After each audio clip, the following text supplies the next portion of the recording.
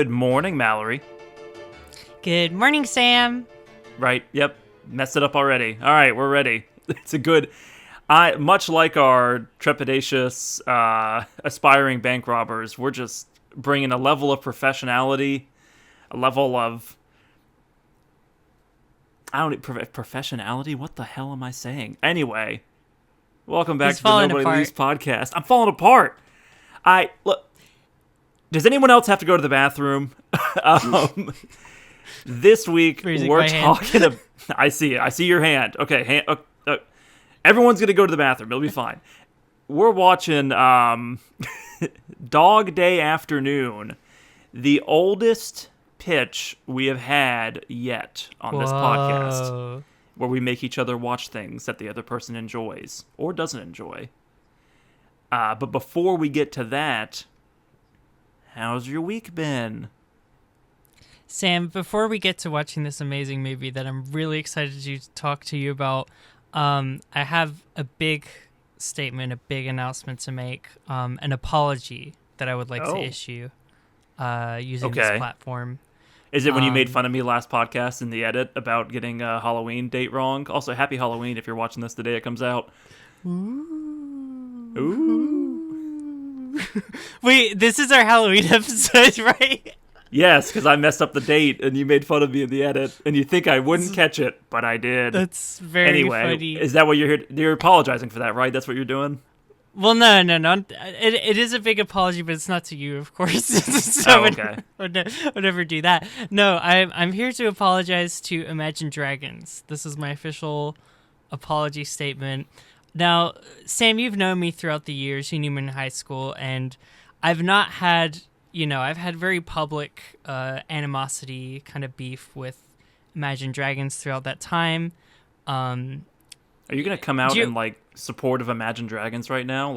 90 seconds into the podcast? Just everyone's like, I can't trust these people about anything. Okay, this is not about Imagine Dragons music. I haven't listened to any of it. I'm not coming back. There's nothing to do with Imagine Dragons' music. So I'm firmly undecided on whether or not the music is good. Haven't listened to it in 7 years probably. I am decided it's bad, but anyway, continue. I was, but I'm here to apologize for being so mean and so vitriolic towards them.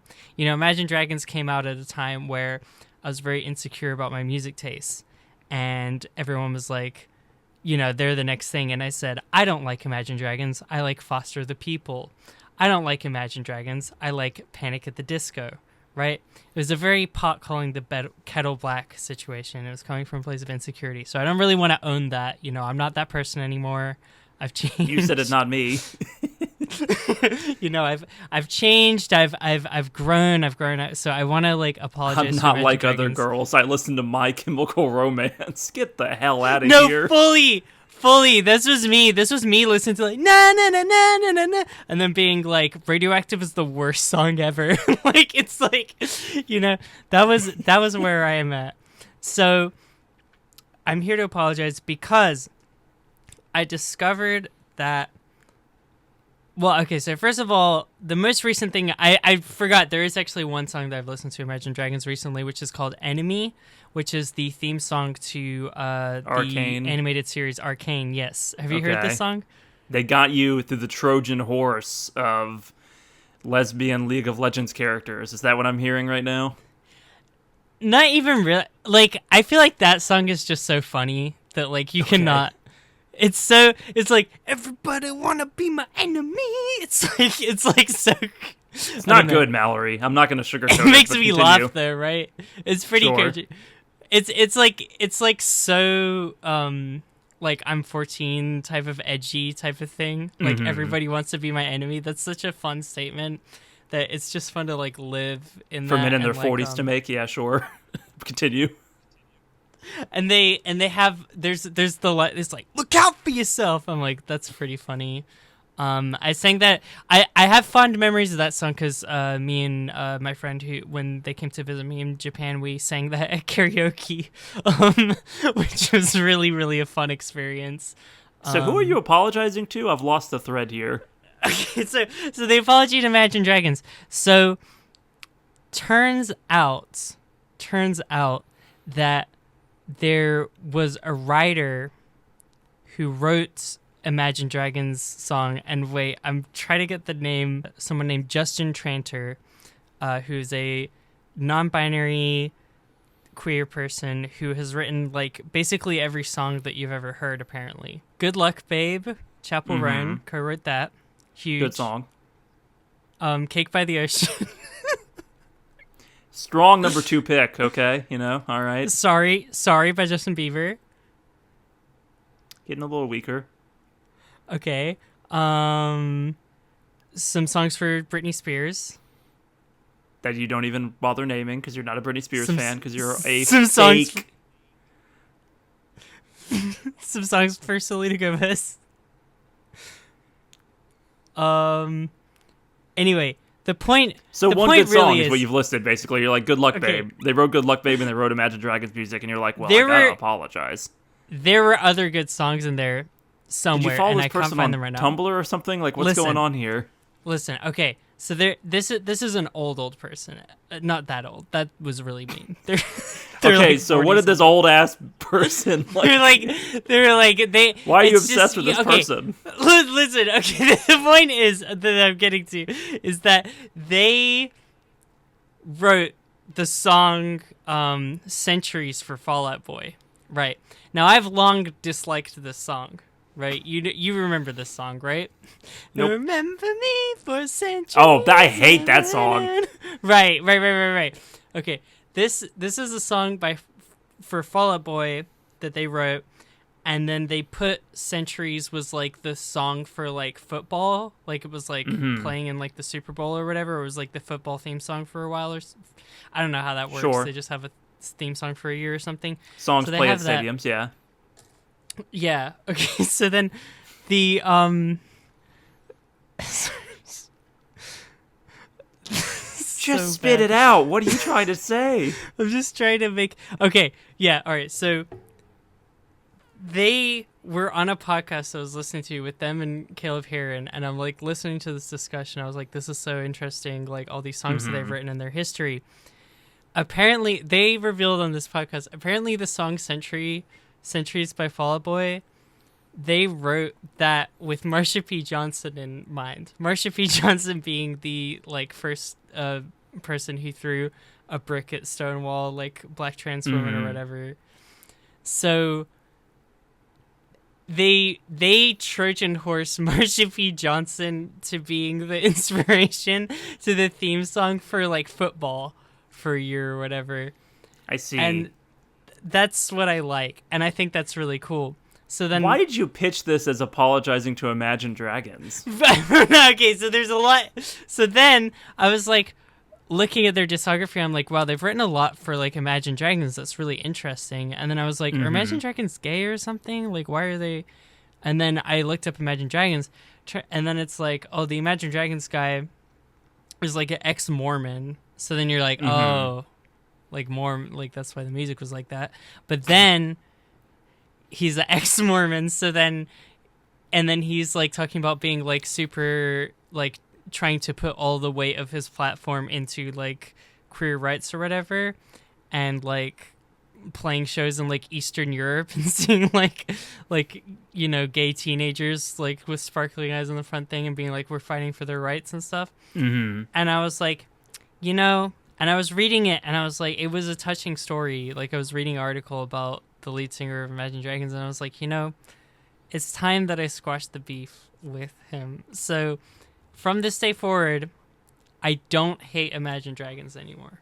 That's my bold take. I haven't listened to anything. Thunder, gonna be the new theme song of the Nobody Leaves podcast. I don't even know that. I only know Radioactive dog shit. in my It's demons bad. inside. It's not good. I Thunder's only the know one my that's demon like, side. Thunder and the thunder. It's terrible. It's nails on a chalkboard to me. Look, Mallory, people with politics you enjoy or like, and I also enjoy or like from what I am getting from you from this conversation, can still make bad art. I'm just going to throw that out there. That's fine. But I just wanted to, like, I think I was disrespectful. I think I was disrespectful, and I think I was vitriolic in a way that was uncalled for someone who just maybe made art that I wasn't a fan of. And seeing that there's a good person under the shell, I was like, that was really. I feel like I've been really mean to Imagine Dragons. Like, and maybe not in earshot of you necessarily, but like I have really, like, that was like my band that I was like, I hate this when I was in high school. I remember I had a teacher. It's your go-to like bad music example, basically. Yeah. Like if you're like, yeah, well, at least I'm not Imagine Dragons, like I was like that little asshole or whatever. There's nothing wrong with that, but okay. I had one of my high school teachers. She was like really young and hip and cool, and everyone like thought she was so cool. And then someone like mentioned Imagine Dragons. And she was saying like, oh yeah, like, I already listened to them. And she's like, I'm really happy being like ahead of the curve or whatever. And I was like, you're old. Like, that's what I was thinking. And I thought she was so cool until she said that. And now I think back on it, I was like, that was mean. First of all, because now I'm a teacher and I do that all the time. Anytime I was going to say, now you're like, no kids, Fetty Wap, he's great. You don't understand. I'm like some kid will be drawing Dun Dun Dun. I'm like, oh yeah, I watched Dun Dun Dun. I thought it was good or whatever. And I know the other kids in the class are being like, idiot. It's like, you don't watch Italian Brain Rot? Like, what? Yeah, you don't watch Italian Brain Rot. You don't even know who Tun Tun Tun Tun is or whatever. We're gonna be so clear.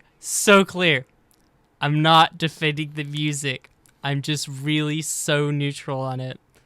I'm like liberal people for Imagine Dragons. I'm like talking about Imagine Dragons the way that liberal people. You're an Imagine Dragons neo-lib. Is that what you're telling me now? Exactly. Yeah, like the way that they want to defend like Israel. They're like, well, I don't want to take too strong of a side in this like genocide or whatever. Sure. That's where I'm at with this music. I'm just not being vitriolic towards the music. That's where I understand you like so less clear. And less as we make podcast episodes. I like this is what you spent your week thinking about. We finally had a week where we weren't like having to like slam through a full length show, and like this is what you spent your time doing. I just like, if I can't say it here, where am I gonna say this stuff, man? It's been so much. There's so much RAM here dedicated. I should never have given you a platform. Well, that's been the Imagine Dragons apology hour. Yeah. I also had a week that was not related to this. What have you been watching this week, Sam?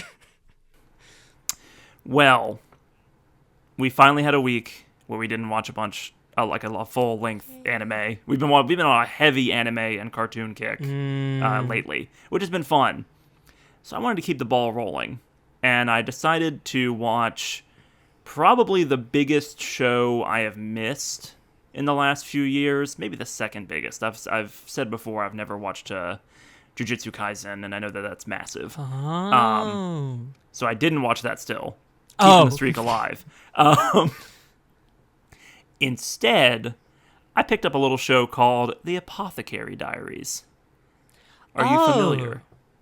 Yeah, I watched, I think a couple episodes of it. I know it's, like, popular. A lot of my students were into it. Like, I've drawn a birthday card for someone with, like, the main character on it before. With Mao Mao? Yeah. Well, let me tell you, I really, really like this show a lot. Oh, wow. Even in our break week, I decided to watch an entire season. That's 12 episodes. But wait, I didn't watch just 12 episodes. It's a 24-episode season. But wait, there's a second season, and I watched 5 of that. I've watched 29 episodes of Apothecary Diaries in like 4 days. Mallory, it's worth going back to. I think it's really good. Wow. That's so interesting. I was like, I think the premise was interesting. Like, I had someone tell me about it like a while ago, I think, as it was first being made into a anime, and then like I've had students explain it to me before, and I was like, oh, the premise is interesting, but watching like the first episode or so, I was like, and I think probably sometimes I get like a little bit student bias as well when kids are watching it. I start to feel like maybe this is for kids. If the youths like it, then there must be nothing good there.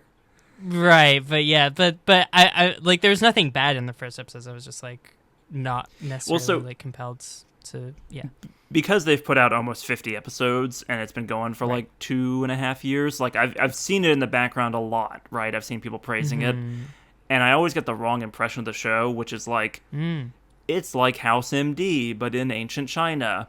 It's a romance between Mao Mao and this like feudal lord guy or imperial politician guy, and it is those things, but to me it's more about like the vibes.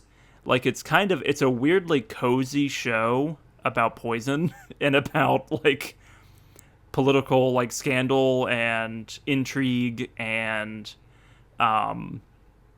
attempt like plotting, and essentially I found it to be super relaxing to watch, and I found it constantly like rose above what my expectations for it, right? Like oh, this is just going to be an episodic like medical drama essentially in this cool like setting, or oh, this is just going to be like a slow burn romance and in the final episode the characters are going to be together, right? It is those things, but it also has this like incredible sense of like place and world building, and I just was blown away. I thought like before I knew it, I was like, this is incredible. It's one of those like the sums of all its parts make it as good as it is. Like there's no like one thing about it that stands out, but then when you put it all together, you're like, this is a really satisfying, well-made show. That's really interesting. Yeah, I think I was trying to rack my brain of like what kind of turned me off about it at the beginning, and I think like the slow burn romance impression, I was also kind of like, I don't really know if this is that interesting of a dynamic to like make the focus of a show, you know what I mean? But it sounds like there was a lot more to it. I mean, I'm 29 episodes in, and those two characters have not gotten together, and I think that's to the show's benefit. Like there's like romance is really on the peripheral for these characters, which is fascinating because it's it takes place in essentially like a ward dedicated to like the concubine of the emperor. And so like despite being a show that's like primarily about like people in a like sex-based society, the romance aspect of it is like so at the like it's like it approaches that topic with a practicality that is really refreshing.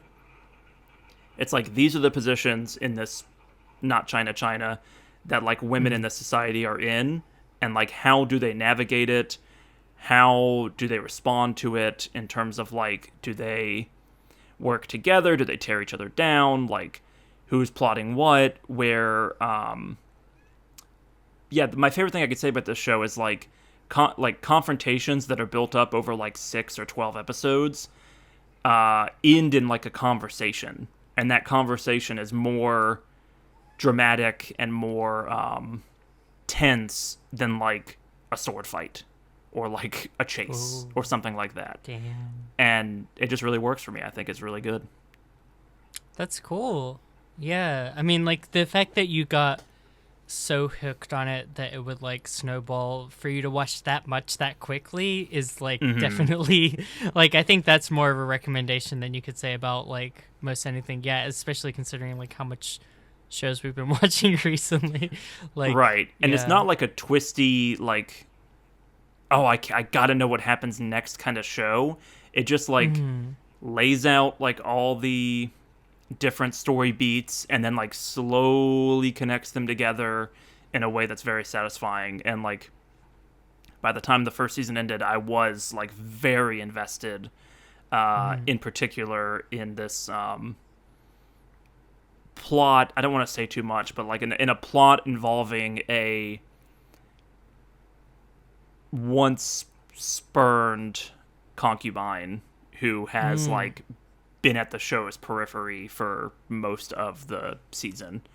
and her involvement with the main character and how that ties in with, like, I guess you could call him the main antagonist of the first season, but that's not really, it's more nuanced than that, and it's more complicated than that. And I thought it worked really well. Wow. Very interesting. I'm like, I want to just like start asking you about stuff, but I can also feel like a pitch coming in the future. In terms of, like, possibly if you're, yeah. I mean, 24 episodes is a lot of episodes for a week, but I think it'd be Right. really worth it. Like, Yeah. I don't think the halfway point of season 1 is not necessarily like the absolute strongest like wrap up. It really is like a full one season, 24 episodes. Yeah. But by the time it ends, I'm like, this is right up there with like the best stuff I've seen of the past few years.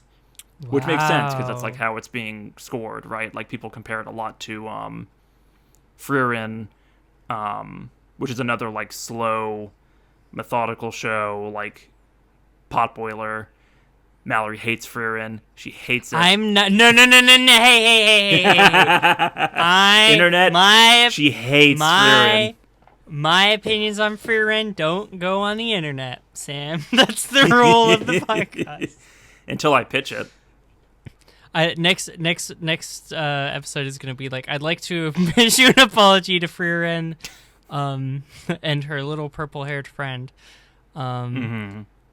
Yeah, listen, don't worry about that. But I understand. It's very high rate. It's conceptual, you know. It's crazy. It's not like those two shows, right, are weird standouts for like being like the most popular shows the last couple of years because they're not action heavy and they're not even plot heavy. Like they're more just like vibes heavy. And I'm into it. I like it. I like just living in like a living, breathing world and being like, well, what's going on in the palace this week? And I think I enjoyed it way more than I thought I would. And apparently I would just be so into like K-dramas or like Chinese dramas because that's what's being compared to constantly. Like palace intrigue. When you were saying that, like that immediately is what I thought of as like the dramas, like the conversation being the culmination and you being like, whoa, the stakes of how this is going to go. You know what I mean? Like it's that. I mean, that to was be clear, what it called to mind. There are at times like life and death stakes, and right. Mao Mao, the character, I think is really interesting because it's one of those things where when you have like the thing that makes me like immediately allergic to a lot of anime is like the protagonist is super competent and talented and everyone else around them is an idiot and like we're just watching like a weird wish fulfillment-y thing. Yeah. See, I also kind of got that vibe when I was first. I was like, okay, she's relatable to like I'm not like the other girls, and she's kind of like I'm cynical and yeah, like, all these basic. You make that character.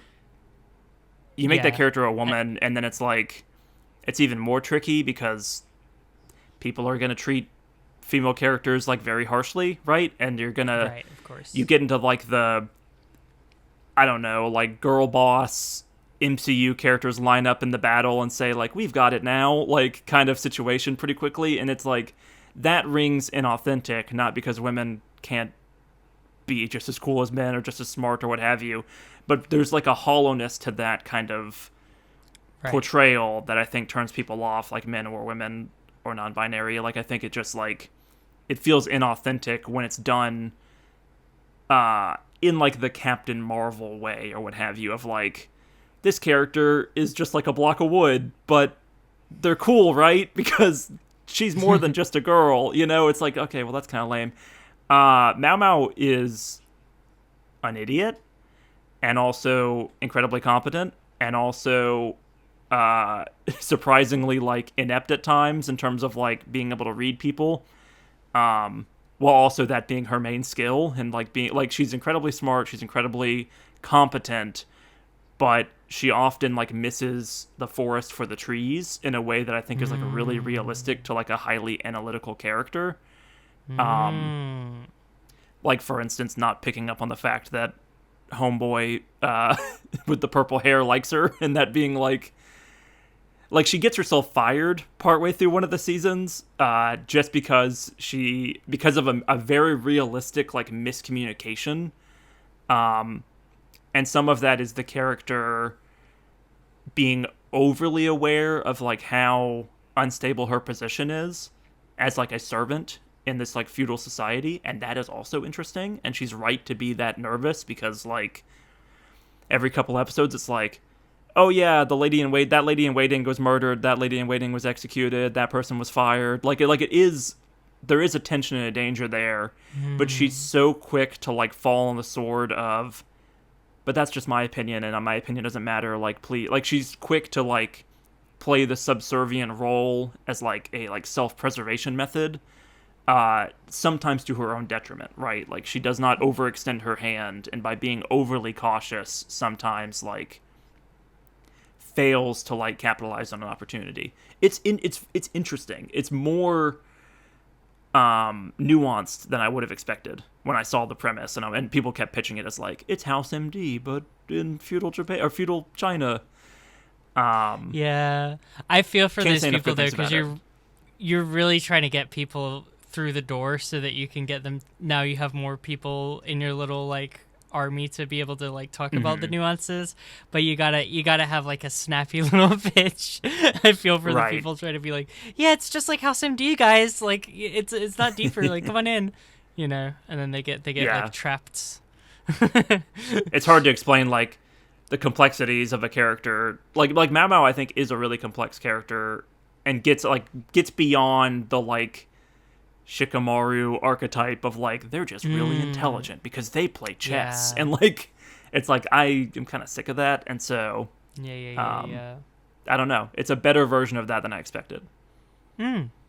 That's cool. I like that as well, because that's she was really giving that, and it was also giving the like slow burn romance, and I was kind of like, I don't really know if this is like my show, but I mean, you saying all that, like it definitely makes sense that sounds very compelling and interesting.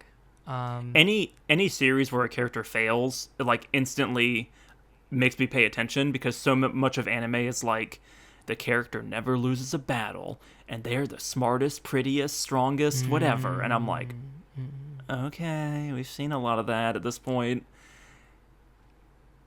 Yeah, I like when characters lose, because then it makes the winning more important. Yeah. You know what I like, Sam, in movies and anime is when there's a dog. Okay.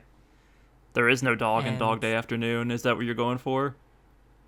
Well, no, I was just kind of just offhand, like, mentioning the... Oh, you just want... Like, that was just a random... Like, we're just having a conversation here. Like if even if the mics were off, you would be like, you know what I like sometimes? A dog. Which I know is not true, because Mallory is afraid of dogs. You know what people like about the Nobody Leaves podcast? It's like the mics aren't even there. It's like they're just talking to each other, All right, who has to go to the bathroom here? I do too. Yeah, you see, now they all want to go. The robbery. Listen, Dog Day Afternoon. Love this poster tagline. It's long. They were doing it different in the 70s. The robbery should have taken 10 minutes. 4 hours later, the bank was like a circus sideshow. 8 hours later, it was the hottest thing on live TV. 12 hours later, it was history. And it's all true. Al Pacino in Dog Day Afternoon. Not me trying to like write the description for a YouTube video and it getting way too long. No, I know it. That's the poster. The poster is mostly text. It's crazy. Love it. Wow. Mallory, I imagine you were a little nervous when I was like, you know what? I think I said last week I was putting on the Reebok sneakers and like taking on the persona of like the Criterion chill like cinephile. I'm like, we're watching Dog Day Afternoon. Oldest pitch we've had by far. Have we done anything even in the 90s yet on this podcast? We did Election. Okay, yeah. Election with 93, something like that. Yeah. 99 maybe. Yeah, we've barely touched any of the 20th century, and we've got a lot of episodes to go. So in this endless podcast that's never going to end, we're going to be here forever. So I figured, why not go for like something older? But well, Sam, did that make you nervous? This pitch? Honestly, I think no. Like, as much as I think I talk down the Criterion Collection so much because I am a really like I'm extremely anti-elitist when it comes to media. Mm-hmm. Like I want to like be able to appreciate like a webcomic that some 12-year-old posted and be like, this is everything, you know what I mean? Like I want to champion like all the small, all the low, trashy forms of art. But it's not that I don't like this kind of movie, and I was excited to like watch something from this era because I think that like like when we watched Election, it was like that was a movie that I watched on a whim, like probably a year before we made the episode, and it was such a like refreshing because I'd seen movies like that and like the kind of like older kind of movies, and it's just, man, they really used to like write these things, you know what I mean? Like they used really to make them back in the day, you know. They used to make movies, you know, and they would spend a lot of time like writing it in a way that it's like, this movie was written, and I was like ready to engage with that, and this movie did not disappoint. I was like, they were in the writer's room discussing things before they put it out, you know, like the text a is conversation rich. or two happened. Yeah, it was really well written, and I think I'm also like, I'm such a sucker for any kind of like choreographed type of thing where like the space and physical location plays such a big role. The bottle episode aspect of like, we're gonna really like live in this building for most of this movie. Yeah, it's like the two examples that can immediately, I mean, Cowboy Bebop does it all the time, but like and Cowboy Bebop is also like referencing a bunch of like you know, 80s and earlier movies like this, but like the convenience store scene in Cowboy Bebop is like my favorite thing in the entire world. In Cowboy Bebop the movie. In Cowboy Bebop the movie, yes, the opening scene. And the other one I was thinking of, just because I was like rewatching clips of it recently, was like Boy and the Beast. Like they just have like their little tiny square house that has like no rooms in it. That's just like a door here and a door there. And there's the roof and there's stairs, and they just like run in a circle, and there's a million just stationary shots of that while they're all just like bouncing around the place or whatever. Right. It always returns back to their little hut. Yes, exactly. Like, and this movie like immediately had me by the heartstrings when you're just watching him. The counter's so long, and the way to get around it, and it's so high. It would be stupid for him to try and jump over it. The only way to get around it is to run all the way to the end and all the way back. And he has to keep going around and around and back and around. Like, when his feet slide like Risky Business style, you're like, okay, we're in a good movie. Like, here we go. Yeah. Immediately run me over. And then yeah, it's so funny off the bat. Like, I think the robbery starts, and like the third accomplice that comes with them is just like, I can't do this. Like, he's telling him he can't do it, like while Sal already has the bank manager like on gunpoint. It's like, he's already started. We can't stop now. Like, what do you mean? It was really giving like there's such this vibe of like we're in like a life or death accident situation, and like the classic comedy of thing would be like, I chipped a nail, like I kind of want to go home, I'm kind of thirsty, like that kind of vibe of like it's the stereotype of like you have like serious like, you know, action hero and like a like annoying needy girlfriend. Everyone in the entire cast of this movie is the annoying, needy girlfriend of a single man, including Sonny, carrying all of society. Like, yeah, Sonny is like that as well to an extent, but like I feel like it's him carrying. He's carrying Sal. He's carrying the other bank robbery. He's carrying all the hostages' needs. He's carrying he's carrying the police at a lot of times. It almost feels like he's just like him and the police chief have a lot of like very real moments where they're like, why'd that guy tackle me? Like, I can't believe that either. Well, he got his wife, or he got his like girlfriend hostage. I'm like, well, yeah. Can I help you? How can I help you? Like, there's a lot of there's so much, mumblecore like conversation happening of like, hey, like, are you good? I'm good. Are you okay? We're all good here. Like, let's keep it calm. It is it's electric in terms of the writing. It is it's very play-like. It's very monologue heavy, which I think is fine.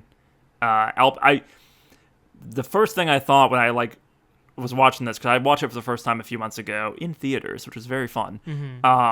Was like, oh yeah, Al Pacino is a good actor. I forgot, because like in our lifetime, Al Pacino has been like basically retired, and then it's like, oh yeah, that's the guy from the Dunkin' Donuts commercials. Like, he's really like doing some hack shit in the 21st century, but this is the guy who's like the main. This is Michael Corleone in The Godfather. This is Sonny in Dog Day Afternoon. He's really good at acting. No, and absolutely. He sells it, it really with like works. His eyes look like they're about to like pop out of their sockets. Like, he is so afraid, frantic, kind of energized by the situation in a way that like it's just a fascinating character that's like so well sold to us by this actor. And yeah, like I feel like you're like right there with these characters for like the entire ride. No, it's really funny. It's really real, like right off the bat. I wanted to mention, because you were mentioning like a relationship with the police officer who we checked is Mulvaney. Amazing name. Mulvaney, the most police officer like name ever. Officer Mulvaney, like, yeah, very, very extremely of the time. There's like, for as much of this being like, if we're viewing it as like a queer movie, whatever, I feel like the most intimate moment between any characters in the entire movie is when he goes to Sonny, and he's like, yeah, they got me really bad in my head. He's like, let me see that, and he's like, just like shows him the like scratch. He's like, oh wow, really got you. It's like, it's just, yeah, we'll get you patched up. Like, they're like weird. They're so friendly with each other for part of it. In between, like screaming at each other, like, why are you trying to screw me over? Like, stop lying to me, this and that. Like, there's a lot of like, oh hey buddy, are you okay there? Like, I want what's best for you. You want what's best for me. I want what's best for you. I want to go home. We all want to go home. I thought you were gonna say what I think is one of the most famous like lines of the movie, which is like the give me a kiss. When I'm getting fucked, I prefer to get a kiss first. I thought, or whatever he says. It's like,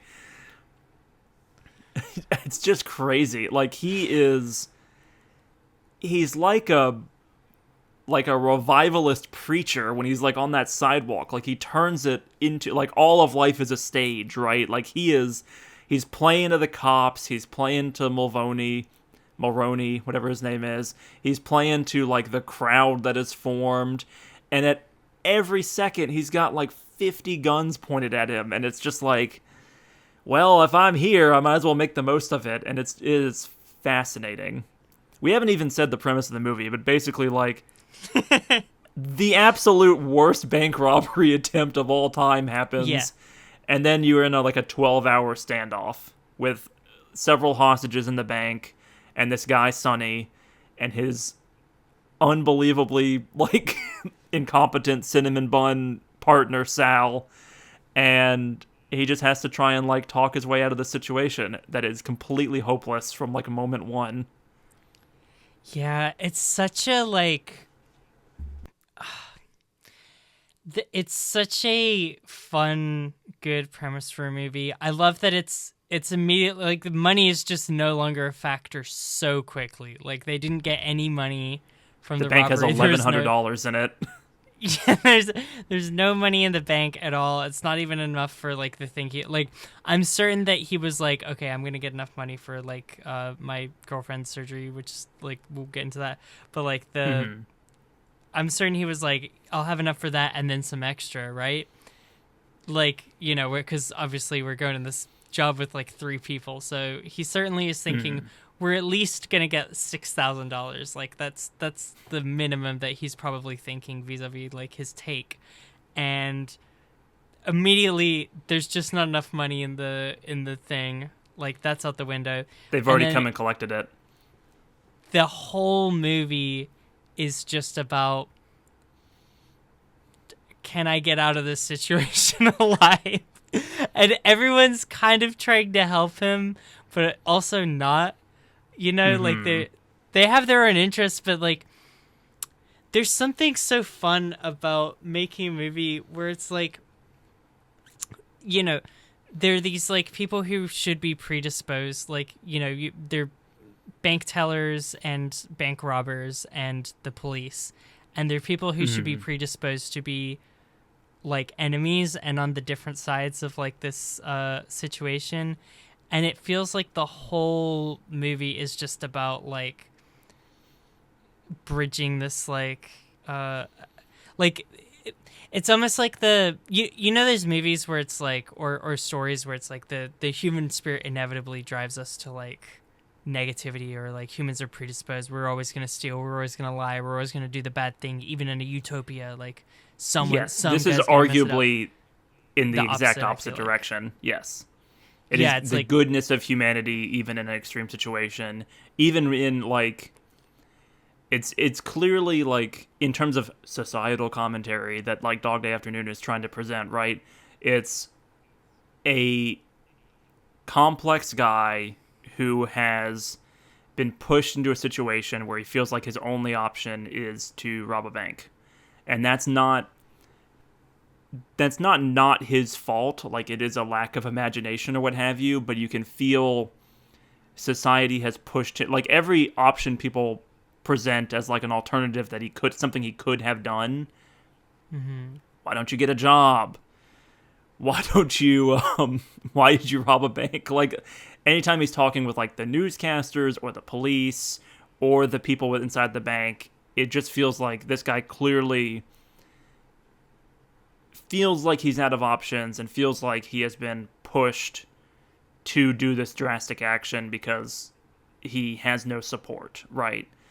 And some of that is because he is a homosexual, and some of that is because in the 70s, which is like an extreme time to be like a gay man, and then some of it's just because of like his status as a veteran, his lack of like skills, his lack of like societal opportunity. Like, it is just, the city is going to make many Sonnies. It seems to be the premise, right? Like, it's inevitable that these people are made in a society that like everyone's feeling squeezed. Yeah, and then like he becomes a weird folk hero. Yeah, like there's just so many situations where the line like closes between him and the hostages like so quickly, and like early on in the movie, like they're able to relate to stuff of, he's talking about how he used to work at a bank, and like he's like referencing stuff, and he's like, and we don't get paid anything, right, ladies? And they're like, yeah. And he is talking to the bank manager guy like about how he has a wife and kids. He's like, oh, me too. And like, they're bonding and connecting. It's like they're not dissimilar in all these ways. They're all people. And yeah, like there is like this inherent kind of like humanity. There are characters, I think, that are probably portrayed as like being less human or doing things that are a little bit more like shady. The FBI guy springs to mind, the TV host he's a real cold fish. Like, he is he's in a different movie, and I think it's really effective because like while everything on like the street for the most part is a circus, and it's like the crowd and the police chief and Sonny are all ridiculous characters, he comes in and is just like, I'm not playing around, and in a way, like, he is the least sympathetic because he is the least empathetic as a character, whereas everyone else is treating it very much like a, like, human to human. guy. Yeah, Right. like because even the TV host, I think the like TV host is also probably a pretty like cynical character, questionable character, like, cynical, yeah. portrayal. But I think that even the TV host, the questions, you could be like it's not coming from him as much as it's coming from like other people, but it really left an impression on me, like the scene of him asking, he's like, and what drove you to do this? It's like people just want to psychoanalyze him, they want to sympathize him, they want to understand him, like their instinct is not to say you're a bad guy, you're stealing our money from the, like no one's like standing up for the bank and the cops, like it's people are very clear where they stand on. Man, this is a good movie. I love all the scenes where they're playing like every time he goes out and there's like 50 guys with guns and they're not, some of them are cops and some of them are just like kind of Italian looking, like there's like plainclothes police officers. Like, yeah, they've got the detectives. They've got all the like regular like NYPD people. The fact that they just like normal keep showing more buses, like it's ridiculous. Like it's like, and they're all just, and they keep just inching closer. And the way and he's like, "Hey, back!" And it's like, it just reminds me of back like, to the sidewalk. You get back. Holster that weapon. And, like, the police chief doesn't even have any control over his own, like, army that has arrived. He's like, we don't have any communications here. I didn't know they were trying to come in the back, like, this and that. Like, it is... Yeah. And this is in the 70s. Like, this is way before, like... So what's this? There's a stat on, like, the NYPD where, like, it's like they're, like, the 6th largest, like, standing army in the world or something. Like... Right. The militarization of the police has obviously like ramped up like crazy since this movie came out and since this original bank robbery incident. But there's just this sense of like this giant machine that we call like not society. That's going to be a little too jokerish, but like authority. Come on, no, say it, baby. This no, giant authority machine is, that we call it's more society. Accurate. This giant machine that we call authority, like.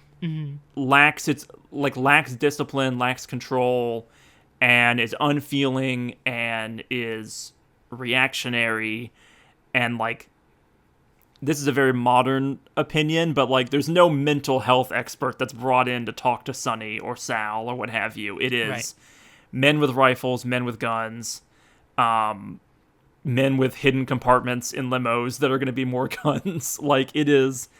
We have to shoot this person in the head. There's no surrender. There's no like, oh, my bad, and you get 5 years. It's like, no, this is going to, like, they go into it very little bit, but it's like mandatory sentencing is like hanging over Sonny's head and is basically like put him in a position where he can't surrender because he thinks if he surrenders, he's going to go to jail for 20 plus years. Like, and it, like, because it's a federal offense to rob a bank.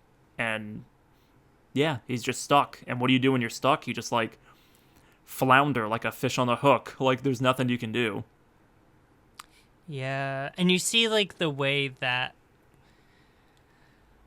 Not to get too, like... I'm not an expert on prison abolition, but you see the way in a circumstance like this where, like, the fact that the threat of, like, jail time is there...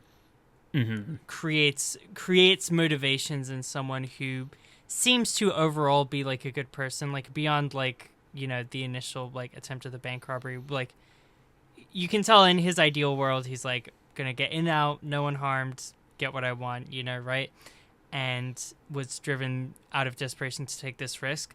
And you also just feel this sense of like it's created a set of motivations for him to not just release the hostages. Like, it didn't have to take 12 hours, and they could have all just walked away, and nothing bad had to happen, and no one had to die. But because of, like, the way punishment is, the way it's, like, just so absolute, and it's kind of a one-size-fits-all for, like, all different people, of, like, this guy who, like, in hour one, I understand, like, he's still robbing a bank, right? Like he's still you got to be a little criminal, harsh because otherwise, but he's a people person. Will just yeah. Like if you don't, if there's nothing to like make an example out of that or to disincentivize it, like yes, you like it seems like people would just do it and just completely get away with it. Like I don't think you should get away with like nothing or just a slap on the wrist. But it's also just like and like had he been to jail before? I think it was a little unclear on that detail. Sal had been to jail for sure because he mentions I don't want to go back. But yeah. I remember him saying that, and then I wasn't sure about Sonny.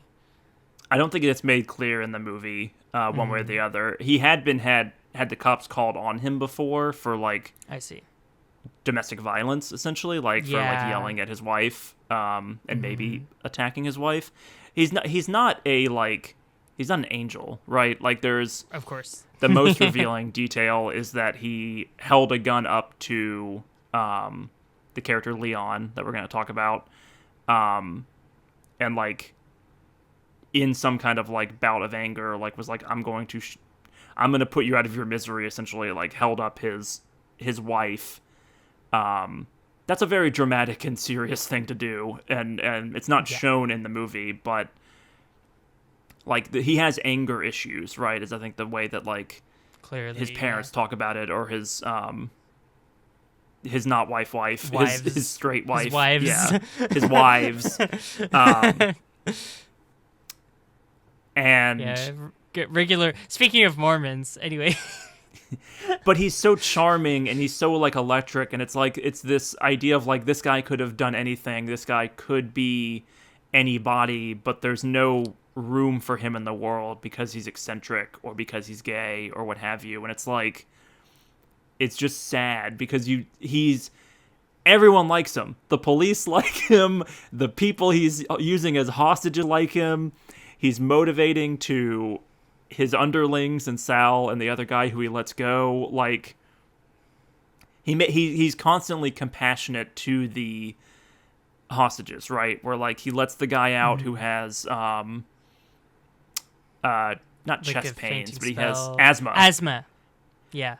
And the police almost murder that guy immediately. And that's when like the movie like flips and it's like, oh no, the other hostages are like completely on his side at this point, because you have the head like teller secretary lady, they call her, I think her name is Sylvia, but he keeps calling her the mouth because she keeps talking. But she's like in the little like doorway with him going like, he's a hostage. Are you an idiot? Like this, and like she becomes like his like partner in crime in that moment, and is like, there's such an amazing like when she's been given the opportunity to leave, and she goes, I'm not leaving, my girls are in there. Like she's the hero of the movie where she just rules. Like what a badass, what a person, and like the movie continues to escalate in terms of like all and of she's writing his will for him like later in the movie, and she. Oh my god, she's so iconic. I love her. Okay, first of all, yes, the like, my girls are in there. Iconic slay. Then what do you make for a living? 115 a week, if that, or whatever. Like, there's such a camaraderie there.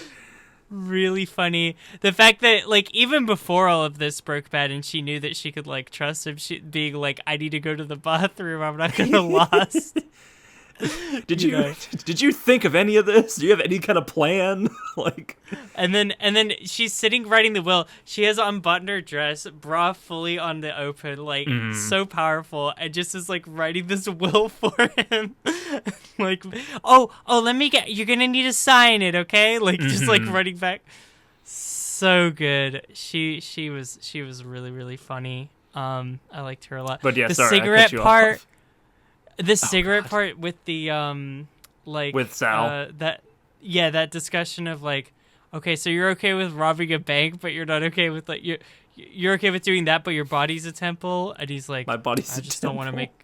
He's being so shady. He's being like, I just don't want to make it even like he's like he's trying to like drop it, but like he clearly is being so judgmental, and he's like, I just don't want to harm my body, and she's being like, but I'm fuck off. It's like so you're really funny. gonna judge a woman for smoking because while you're like holding her hostage in a bank robbery. This is really funny, but you get like that's his character too. He's just like so kind of like simple-minded in some ways. Just like, yeah, oh, okay, really, really funny. That guy, by the way, Sal. He's played by John Cazale, who I just want to say a little thing about him because it's fascinating. Okay. He's most famous for playing Fredo in The Godfather and The Godfather Part 2. Big character. You never seen The Godfather, right? Nah. Yeah. Well, Fredo, important character. Like, probably like the third most important character in two of the most famous movies of all time, right? He's in 5 movies total, the actor, and is dead by 42 of lung cancer, which is really weird watching this scene about him talking about smoking and all of that. Oh, I feel bad It's for bizarre. being so mean to Sal now. No, but he is like incredible as like what a weird character and what a like weirdly believable character. Like he says like 10 words. He's always whispering. He's always like he's always so about to like every time shatter like glass.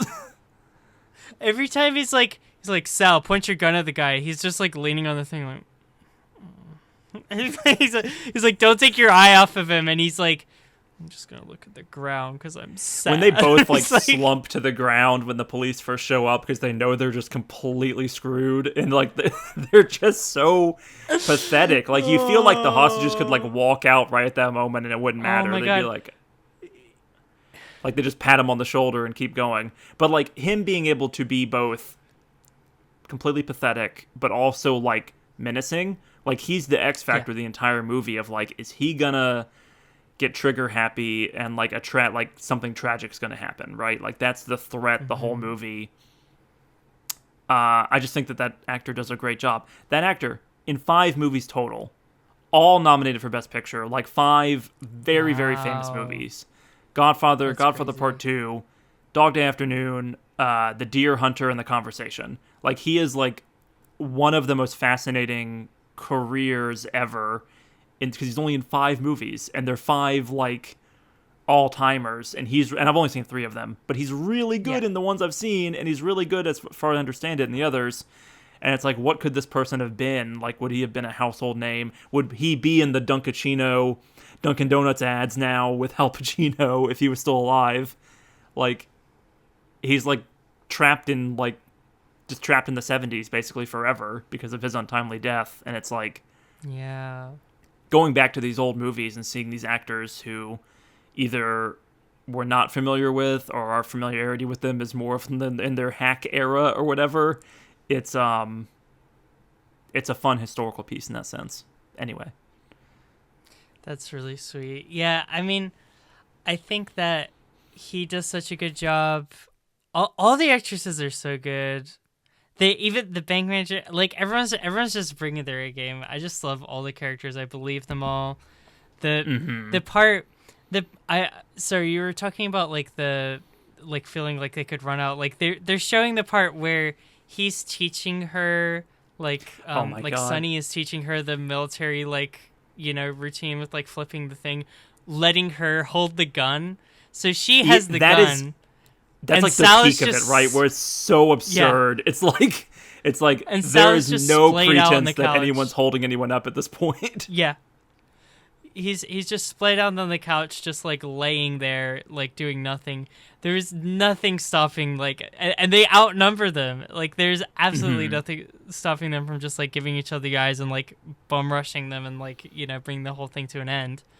And they don't because they're all on the same team. Because they like them. They find them endearing. The physical acting of like Al Pacino with the rifle, because it's like bulky and annoying, and he's trying to like move cabinets and light things on fire while like tucking the rifle under his arm, and it's just like, it's what you or I would do if we tried to rob a bank. Like I would go to the door and be like, oh shit, the keys. You have the keys, right? Yeah, like I no, they've got the keys. Okay, yeah.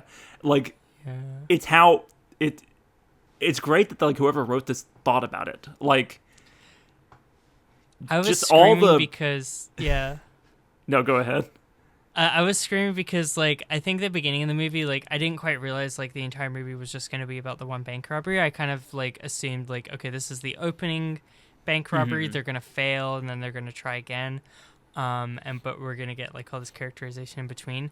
But then, like, I was screaming because, like, he left the plastic bag with all the money, and he's, like, he's lighting the papers on fire, and, like, I'm like, they're going to be getting out in a few minutes, and he's going to leave the bag there. Like, I was really freaking out.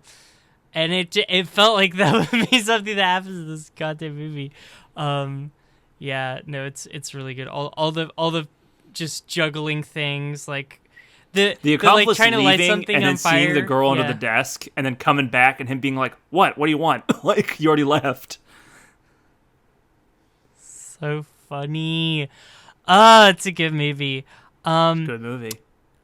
Do you want to talk about the, like, gay stuff? Because I feel like that's we've skirted it along. Now for what you come to the Nobody Leaves podcast. You come for the most annoying trans person ever to just go on diatribes about everything that ever happened and how it fits into her worldview. You've been reading too many YouTube comments. No. No, listen, no one on YouTube saying that. I just said that's just my own internal monologue. Oh, it's just me. Your co-host saying that. If anyone wants to use it against me, if anyone wants to, like, take those internal voice that I have and, like, externalize, so that I'm like, oh, it's true. Oh, you didn't just make it up. Feel free. Well, I'm curious about your perspective on this character, because when I watched it the first time, it was surprising to me. I did not know that that Sonny was gay and that his partner was, in the parlance of the 1975, a gay man wanting to transition into a woman. Like, the idea of, like, a trans person was not as... I think you said last week we didn't have as many nice words for all this, basically. But the character Leon comes in and is so over the top that I thought, like, is this a good portrayal? Is this offensive or what have you? But it's like, oh, this character is, like, doped up. And I think that by the time the character gets on the phone later in the movie, they're much more normal, if that makes sense, and, like, less stereotypical. Like, at first I thought it was like fainting, you know? Right. At first it's, like, so over the top in terms of, like, the vapors and, like, the over exaggeration of it all, like, felt inauthentic to me until it is given more context, right? Definitely. Yeah, no, I mean, I think I went going in, like, I think I had a little bit more of a positive bias or preconception just based on, like, what you had told me about the movie previously, that like it was like, obviously I go in, like, knowing that, you know, they're not necessarily going to use all, like, the updated, like, words and everything, right? But, like, which is not a big deal, like, you understand the time, sure, but like, I had gotten the impression from what you said about it that it was, like, not a hateful portrayal. Well, Mallory, I wouldn't ever pitch you, like, a misguided, like, trans narrative movie, or at least I wouldn't do it more than once, you know? Yeah. No, I'm happy. I'm happy because that gives me something to be more critical of. But I think that, like, we're not at the ranking yet, but you think this is going to beat Emilia Perez? Or, like, where do you think? You think, like, 1 and 2, like 1A, 1B? Like, where do you think it's going to fall? Here's the thing that makes this movie better than Emilia Perez. These little gold nails that she had on, oh, man, I was crazy about this. I love that. No, I think that I was a little bit concerned. How do I put... If I have to shape my preconception, there is a thing of, like, trans women... Have you seen the Always Sunny in Philadelphia episodes about there's, like, a trans character in, like, season 1 that ends up... I have not. So basically Always Sunny is, like, plays more into, like, this is my, like, impression of, like, how trans people are depicted by even, like, by well-meaning people at this point, which, like, they've been criticized. They apologized. They were episodes like later, kind of like rectifying it, whatever, you know. Right. And, we're talking like but they were 2005, Always Sunny. Right. Yeah, totally. Mm-hmm. And they I think they were always trying to come from like a supportive place. Like they're very like, you know, queer supportive in that show. But yeah, like the initial episode is about how the character Mac is attracted to this trans woman, but she has a bulge, and then it's like, oh, like you're gay or whatever, or like it's kind of about his conflict of like, can I ignore it or not type of thing. Then later on, he meets her, and she's like dating. This is like one of the future episodes. He meets her. She's post operation, and she's like she's gotten married to a man, and then he decides that that's gay marriage, and then he becomes opposed to gay marriage because he's jealous. Because very Always Sunny premise. Yeah, he wants to break up their marriage specifically because he's jealous because the girl left him and got with someone else because he couldn't stomach being with her when she was pre-op, and now she's like moved on. But it's also that was maybe too tangency, but like the point is like I feel like a lot of the time is you have like straight in character. Mac is gay now. Was straight in like, that season show. Or what have you. Yeah, I get you. It was at least intended to be straight at that point, I think.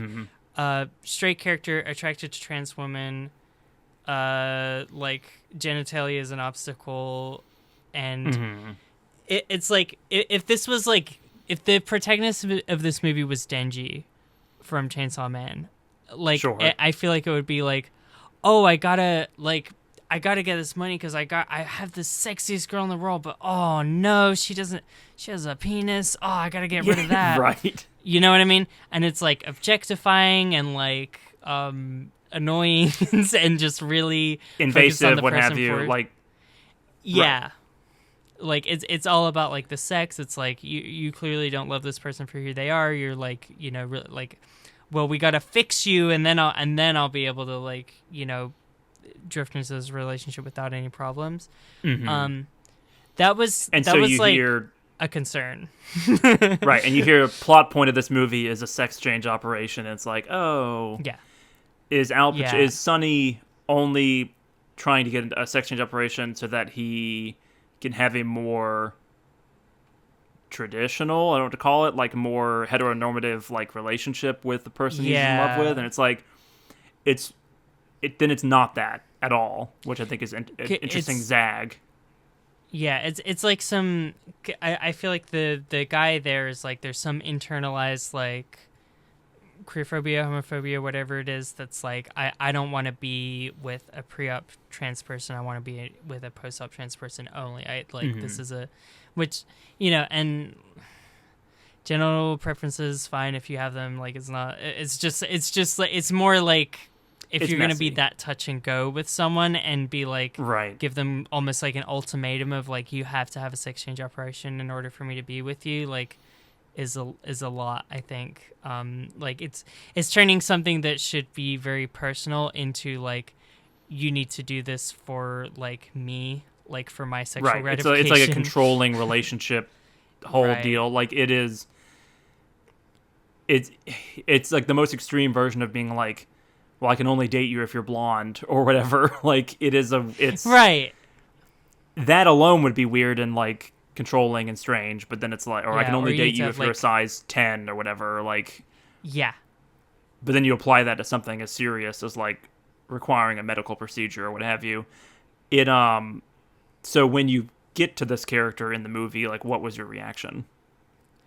I mean, I liked her, and I'm gonna her I think, and I thought that like the fainting bit was a little like I think I was just watching it and like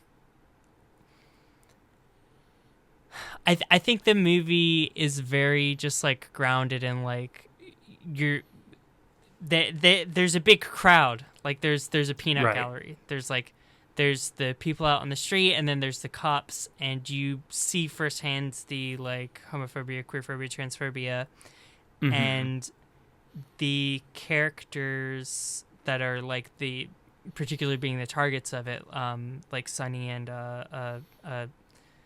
Elizabeth is what I want to call her. Maybe you address that. Leon in the movie, Elizabeth.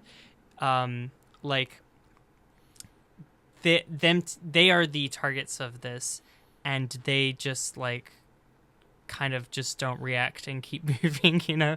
Like right. They and I think it is like, you know, like that's what I do in real life, and I think it speaks for itself in a way where it's like, you know, they're just kind of like you are watching them and you're like, they're not worrying about this because they expect this, they're used to this kind of comment, and they're just gonna like keep moving on with like the more serious thing, which is like this hostage crisis or the mental health issues and their relationship issues that they're arguing about. Like they're just like, okay, like I just have to kind of like take this verbal whatever and just like keep moving because there's like more important stuff at stake. To me, and like, are you talking specifically about when she's on the phone, the first, or when she's being interviewed by the police before they have the phone call? Like they're getting her side of the story, and like in this little barbershop, like she is surrounded by people. Yeah, and you hear like, Sonny's a homo, and you hear like that like in the background, and they get it, like it's like, everybody be quiet, we gotta hear this story, and like the police chief's there, and you just hear like one like snicker from like one of the officers, and it's like, okay, this movie is very sympathetic towards this character, because if the police are making fun of them, then they're clearly on the side of good. Because the police are absolutely portrayed very badly in this movie, very negatively, I should say, not necessarily inaccurately, but they're portrayed as like unsympathetic and goofy and mean or whatever. And so like, yes, the police chief is surprisingly like chill about the whole thing, I thought, which is another weird wrinkle. Do you know what I mean? Yeah, he's just like, there's a sense where you're like, he's just trying to get to the bottom of this case and is maybe not like, you know, queerphobic or anything. Doesn't care either way kind of thing. Yeah, but is like, you know, I want to like just get to the bottom of this situation. But then there's also, it feels like this underlying tension where like the line of like, you know, slapping her with like accomplice charges or whatever, which did you think that was real? Like, did you think that was a sincere potential threat to her? Evidently it like didn't happen. It did, yeah, in real life it didn't happen, but it's Sunny tells that his wife like, no, they're just gassing you up, or that's just a way to like get you to convince me to like stand down. Like they're just making that up. They can't do that. That's not real. But the sinister way that the FBI is portrayed, and the fact that they do stunts later, like bring his mother to the street and stuff like that, like it seems like they're definitely portrayed as like ends justify the means, in terms of like do anything to end this crisis. Right. So maybe that could have been real. The movie never says either one way or the other. Yeah, I mean, I think there's just a moment where, yeah, it is that like scene where Sunny's like trying to reassure her on the phone, and she's just being like, she's just kind of like crying with fear, and you're like, yeah, like you can't really like, especially like history of like cops and gay people. It's like, you cannot trust in New York them to as well, like throw her under the bus. Absolutely right. It's like there's this sense that like, because it's also the vibe in the story. If she was if this was the wife and mother of his children, like the cis female wife there, and they threw her in jail for nothing or whatever, like the optics might be a little worse than like the homosexual lover was like thrown. Like people are readily gonna believe that, so like there's less protections for her. So it's almost like even when a character like Mulvaney is like more sympathetic or more like just treating her like with objective like detachment as opposed to like any Right. sort of bias. Like there is like an underlying tension. There's a of, like, societal bias there, right? And you yeah, see. Mm-hmm. I'm sorry, I don't want to cut you off. Oh yeah, no, just I guess the way I would frame it, yeah, it's like there's a societal bias, and because of that, unless you're like actively like I'm gonna champion your rights and I'm gonna be like a positive ally by being indifferent, like you're inclined to kind of throw someone under the bus. It's like you don't the care thing what of happens like to this person either way, kind of Yeah. deal. totally. It's like I mean the most obvious example of this kind of thing you could see in like modern society is like Donald Trump probably doesn't hate gay people like just Sure. in his heart.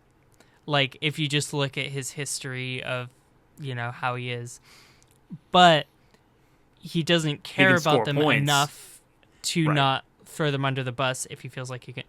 Support them if he feels like he needs those points, and then throw them under the bus if he feels like he needs those points, right? Here's a better example. Kamala Harris and Joe Biden probably don't hate trans people, or Gavin Newsom, or Right. whatever other, like, Democrat head that you can think of. But they certainly would rather win an election than, like, stand on any principles. And I think that that's, like, Yeah. in the like, tossing away of trans people in the most recent election cycle, there's, like, a clear, like, win at all costs kind of mentality. Yeah. That then backfired heavily, where no one has any faith in them either, like, one way or the other, and that like that inauthenticity. Not to make this entire episode about the mistakes Modern of the politics. 2024 election, But no, led- it's relevant, yeah. yeah, but leads to like a hollowing out of trust and, circling back to Dog Day Afternoon, the inability to believe in authority to do anything other than oppress, right? These people are going to shoot me unless there are news cameras here. They're going to shoot me if I just have male hostages. They're going to shoot me if I just have women without kids. Like, Sonny is surprisingly pragmatic for a guy who ran like the worst bank robbery of all time, and he's surprisingly knowing about like how people in a crowd think. And it's interesting that like once it comes out that he is dating who this crowd perceived to be a man, they kind of turn on him. Like once he goes out onto the wall, onto his stage, you start to get a lot more like mixed like cheers and boos. And I think there's a really interesting scene that they never tell you one way or the other how he's feeling about it, where like the gay community of New York like comes to his defense Yes. and is like there with signs and like cheering him on, and he doesn't seem happy about that. Like he like kind of looks at them neutrally and then just like keeps cutting back, and he keeps like he like has this strange look on his face that you really can't tell what Sonny is thinking, and then he just goes back inside. Yeah. How did you interpret that? Because I think I have a feeling for it. I'm curious on your feeling. What it really reminded me of. Have you ever seen Eugene Lee Yang coming out video? Like I think the title of the video is just like I'm gay, so it's like it's not. But I it's don't like, know who that is. It's a and I have dance. It's not. in the rainbow colors. Okay, this is a really phenomenal video. I feel like I could just. I feel like this is one I could be like watch this, and it's not even a full pitch. Even though we could talk for days about that one because it's really really well made. But like in the video, like there are segments where it's basically like a whole interpretive dance like coming out video, and it's like imagine the best version of that. So the like your average popcorn eating like person could be like, oh, this is pretty good, like Sure. like it's not it's you can feel and connect with it. It's not like so lofty as to be like, oh okay, like it is a good video, but like there is parts in that video and it especially at the end, it's like the ending shot that like lingers on his face where they're showing like people in black and white t-shirts representing like basically pro and anti like queer people, and they're just like fighting, and he's just like walking through them and being like buffeted by both sides, and then the camera just like stops and like lingers on his face and like his expression, and like that part of the video like haunts me, like just the like kind of like keeping like resilience and just trying to like hold it all in. And it really reminded me of that. In that, I'll give my interpretation of this next. But yeah, sorry if you had a. Well, a conversation I've had with question. you before is essentially like you came out as trans, right? And until the end of time, you're now like a part of a community, or you're labeled in such a way that's like, oh, well, Mallory's got to have an opinion on this. Mallory's got to have an opinion on trans sports in high school, or like trans people in the military, or whatever. Like, you are, just because of like choices you've made in your personal life, are now an advocate or a talking head or what have you for like trans people, or whether you want to to be or not. I have to answer to these issues. Like, right. I have to. You're like. Sorry, go ahead. Yeah. People come up to you and say, what do you think about Caitlyn Jenner, or whatever, like, as an example, as an old example at this point. Yeah. Or like, I mean, famously, like that was famously in my own head. In the trades about Mallory. I don't even know how often I even bring this up with my friends, but this was like the initial conversation I had with my dad, where I cosplayed a female character, and word got back to my dad, and he just sat down across the table from me, and he just like basically recited a bunch of talking points from like different articles, just kind of at me, and like basically said like, this happened, and then it turned out it was a man, and then this happened, and then it turned out it was a bloke, and like that was kind of the punchline of each thing, and I was supposed to be like, as he just kind of like said this to me a bunch, but yeah, it was like he's just talking to me about like trans swimmers and stuff like that. That's like the issues he cares about, and right. It's just like the 10 trans athletes in high school sports in America or whatever. Exactly. And it's like, you know, like through time, through osmosis, through like following news and media and hearing people's opinions and stuff, like I've formed opinions on stuff like trans sports and like trans people in the military, and I understand the importance of those issues. But at the same time, it's like it's like that will get brought up specifically as like, it's like, okay, some other person is like swimming in like a different league than I think that they should be swimming in, therefore you shouldn't wear a dress or grow out your hair or wear eyeliner, you know what I mean? And I'm like, that has like, why should that have any bearing on my life, you know what I mean? Like, not to throw like Leah Thomas or anyone under the bus, like, and young trans athletes absolutely should have the right to participate, whatever, but it's also like it's I have to answer for that, because that's more what I'm getting at is like, people talk at you about trans issues. I'm probably guilty of it in this podcast, because I pitched Dog Day Afternoon and I'm like, what does Mallory think about Leon? Or Elizabeth. But it that's the feeling I get when I see that expression on Sonny's face in the movie, is essentially like, now I'm the gay bank robber. Like, that's kind of the feeling that I get. And they play on that further with like Sal being like, they said there are 2 homosexuals robbing the bank. Sonny, I'm not homosexual. And it's like, they said you're a bank robber. Like, what about that part? He's like, I don't smoke, I don't cuss in front of women, and I'm not gay. Right. I do point automatic weapons at people, but like that's I will fine. blow your head off at a moment's notice. I will blow your head off if I don't see Sonny in front of the fucking bank in a few minutes. But yeah, no, I think you summarized it the best, and I think that's like a 2025 idea in this 75 movie. Like, I think that like that's like that jumped out to me on the second rewatch, like his expression. Yeah. No, me too. It jumped out to me, and it was like and it immediately brought to mind that Eugene Li Yang thing of like, it's not that like, especially that video. I feel like it's like he's making this video in support of queer people, for queer people, donating the proceeds to like a queer, like it is a piece of activism for him to make that video. So he's not being like, both sides are the same and I'm just in the middle, like, what the freaking heck, you know? He like, but he's not necessarily like the fight for queer excited rights. about being caught in the middle of this typhoon. Like forever, you're just in this typhoon and you're like a political bargaining chip or whatever.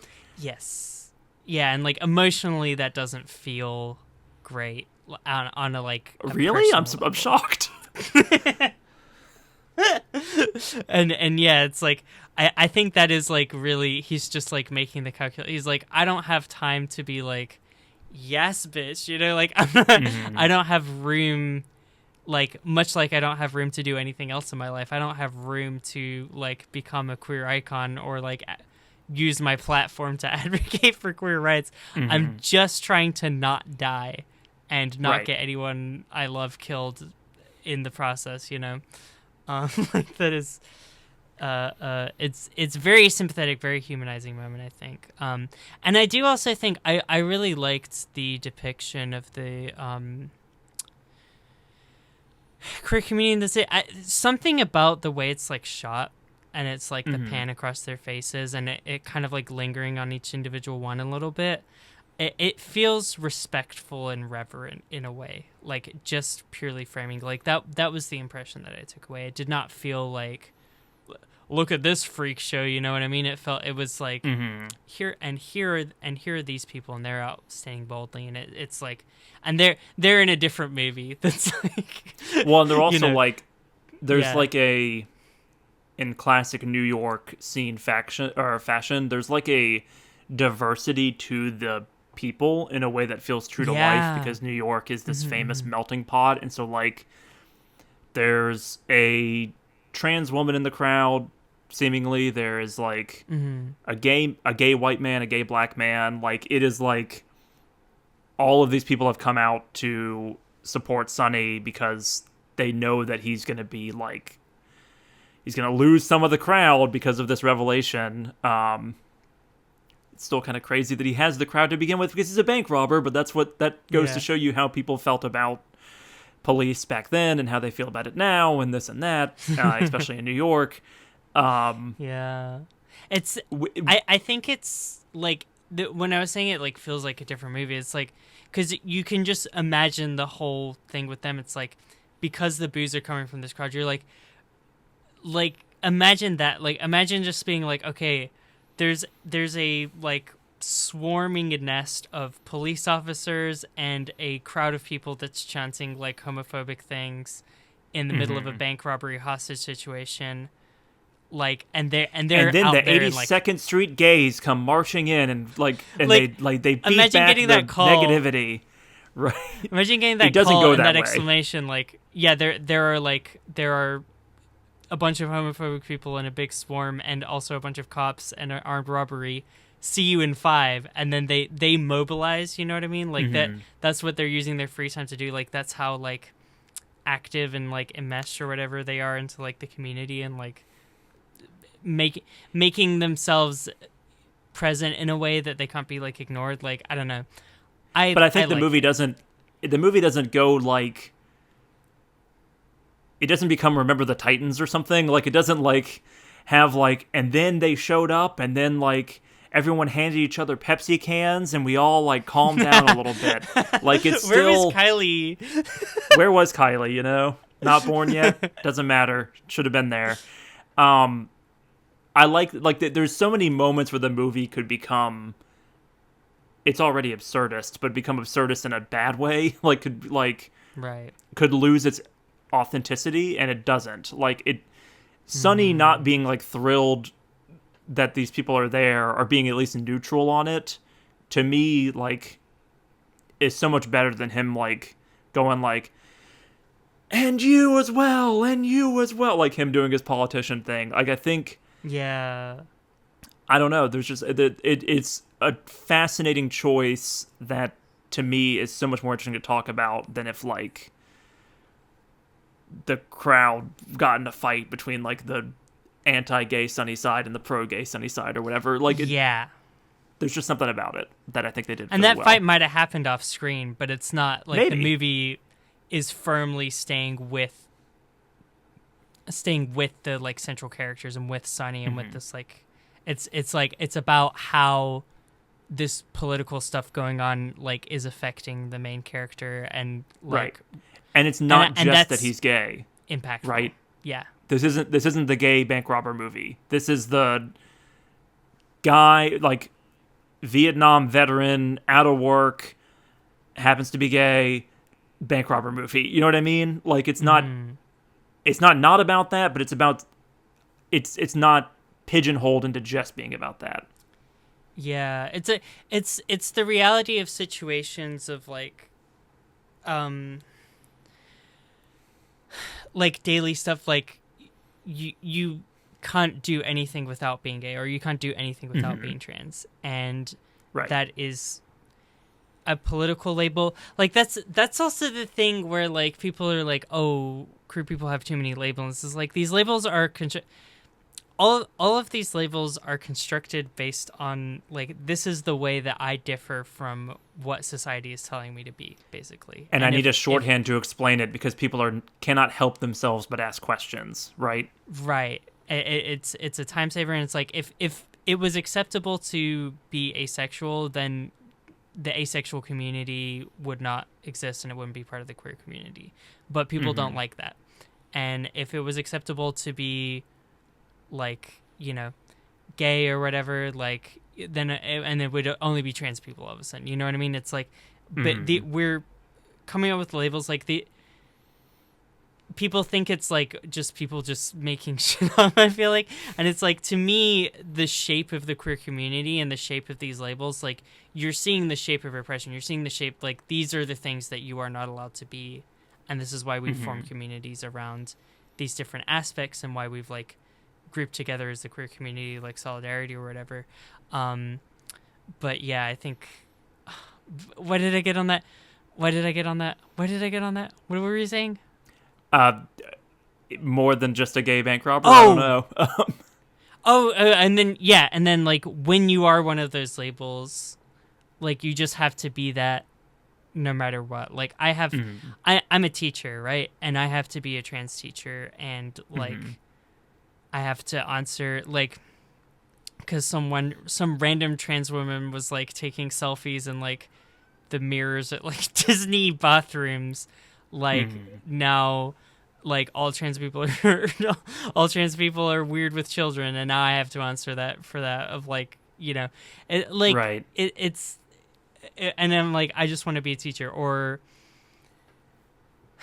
yeah, I don't know if that makes sense, but it makes perfect sense. You can't like, I can't just like do stuff and not be or like when I got here's a better example. Like when I got in a car accident like a few years back, and I got hit by a guy, like this dude just crashed into my car, and he was like, my Lexus is so expensive and I don't have car insurance, and I'm like, oh my god, I just want to leave the situation so fast. And we're just standing waiting for the police to come on the side of the road, and he just goes, so are you a man or a woman? I'm like, you know what I mean? I don't get to be a person who was in a car accident. I have to be a trans person in a car accident. You know what I mean? Yes. It's like I just want to get on with my day, right? And anytime that I'm able to, and anytime queer people are able to, that is a blessing. I think.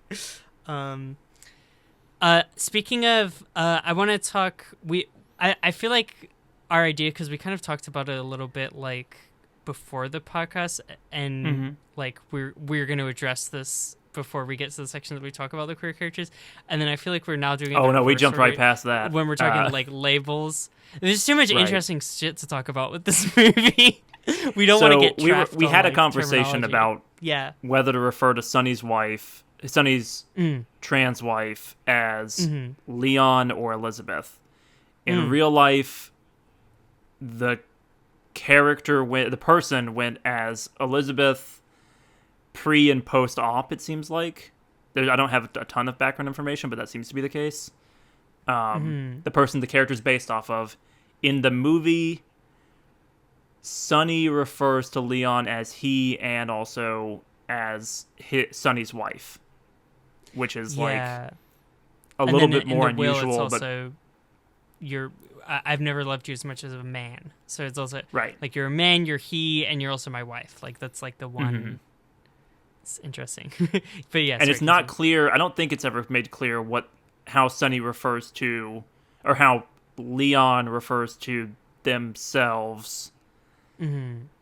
So we had the question of like, do we refer to Leon as Elizabeth? Do we refer to this character as she? How do we handle it? We've essentially just jumped back, or at least I have, like completely like ping-ponged back and forth because I am irresponsible with my words sometimes. I think this is like, a deeply sympathetic character who deserves respect, and I think the movie gives this character respect, and I think it's telling what characters don't give this character respect, right? I talked about the snickering police officer versus the police chief versus Sonny versus the media or what have you. Right. That's all I have to say. I don't know what the right answer is. I'll make my case. Yes, case. Please. So I do know what the right answer is. I'm just kidding. Obviously, it is like a gray and kind of like sticky situation where, you know, in our 21st century understanding of like trans people, it's like, you know, just use the name and pronouns that they have stated that they prefer. Like, even if you're referring to them in past, like, why not? It's almost like less confusing, honestly, than to have to like switch back. Like, if we talk about oh my god, what's the name of the Juno guy? I was gonna say the exact same. Elliot Page. Elliot Page. If you talk about a character that Elliot Page played, or like how do you navigate that? That's a question. How do you navigate that? Because I don't typically. To me, it's like Elliot Page played like, I don't know, Cindy. I don't know what the Mary from Juno's. Inception. I don't know the character's name, but yeah. I haven't seen Juno. We should probably watch Juno. I feel like we missed out on that. Should we? I don't know. But yeah, like or what's isn't there like a video game character based on him? Beyond Two like Souls. Oh man, you That's know, the name of the I was game. like, surely you'll know that one. I do. I don't know the character's name. No. Yeah. Okay. All right. So, like, I feel like let's call the character Mindy. That's a character that Elliot played pre-transition. I would call the character Mindy. I would refer to the character as she is if I was discussing the movie. But I would refer to the actor as Elliot and he, like, pretty much regardless of what the situation was, outside of explaining, like, in the context of, like, oh yeah, this person used to go by this name or whatever. Like, if you didn't know, I feel like that's fine to, like, bring up the old name, you know what I mean? But, like, other than that, but it's just, like, in this situation, we're talking about a character based on a real person whose label or whose pronouns potentially changed after the events of the real life bank robbery, but maybe between that and this movie coming out, it's a really sticky one. And we're talking about like character in movie versus person they're portrayed as in a movie that also like throws around different names and like changes up who's who to a certain extent, right? Based on true events, but not necessarily like John is the guy who robbed the bank. Sonny is the character we follow in the movie. Yeah. Yeah, so it is like a little bit of a stickier situation vis-a-vis, like this is like based on it. Like Elliot Page was not playing himself in any movies, like as far as I'm aware. But in this, like this is a character that is based on like pre-transition Elizabeth Eden. So I it seems like there's maybe a little bit more to know. Like I basically just read the Wikipedia article about her. Like same here. It seems like there's maybe a little bit more to know about her. But like I think there's an extent because there's also like there's debate around like Marsha P. Johnson. Like should Marsha P. Johnson be considered like a trans woman or like whatever. Like, she didn't necessarily have that terminology. I think that you can kind of only go with, like, best intentions and, like, your best reading of, like, what was this person given, because they're not around. Like, there are plenty of people who you're like, they probably would have identified as non-binary, like, in the present day or something like that, but it feels weird to but just, that was, like, an they, unknown, not unknown, they're not around but, like, to, that like, was say it for themselves. Less defined. Yeah, less defined, less, like, we maybe didn't have, like, the, like, way to, like, refer to people in that way, or it wasn't, like, seen as an option for them. If they had that option, and if they had overcome all their internalized whatever, would they have chosen that option? Like, we can't really... We can't make that decision. Firmly make a decision for someone who is dead and can't speak for themselves. In this person's case, like, and like, it's like none of this makes you any certain gender, but she did have, like, sex reassignment surgery. She changed her name to go by Elizabeth. She wore, like, a bridal dress at this, like, you know, wedding that she had with, like, Sonny/John, and later married, like, a different man.